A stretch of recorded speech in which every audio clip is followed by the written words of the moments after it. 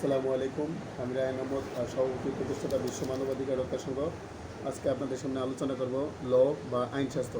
Law is a set of rules that are created and enforceable by social or governmental institutions to regulate behaviour with its precise definition of matter of long-standing debate. It has been variously described as a science and as the part of art of justice. সৃষ্টির শুরু থেকে মহান আল্লাহর যে বিধান পবিত্র কুরআন শরীফ এবং মুসা আলাইহিস সালামের উপর তাওরাত কিতাব নাজিল হয়েছে, হযরত ঈসা আলাইহিস সালামের উপর ইনজিল কিতাব নাজিল হয়েছে এবং হযরত দাউদ আলাইহিস সালামের উপর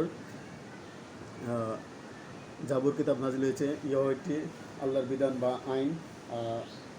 আর প্রাচীন সাহিত্য রোমের মধ্যে ল বা আইনশাস্ত্রের উদ্ভব হয়েছে এবং সিসিরু, সক্রেটিস, প্লেটো, অ্যারিস্টটল, কনফুসিয়াসের গ্রন্থে এবং মেসোপটেমিয়া সভ্যতার মধ্যে বা বেবিলনীয় সভ্যতার মধ্যে আমরা দেখতে পাই। হাম্বুরাবি আইনশাস্ত্রের উদ্ভব করেছেন। বর্তমান যে আইনশাস্ত্র বা লয়ের একটি উৎকৃষ্ট সংজ্ঞা দিয়েছেন গ্রিক দার্শনিক এরিস্টটলের মতে ল ইজ দ্য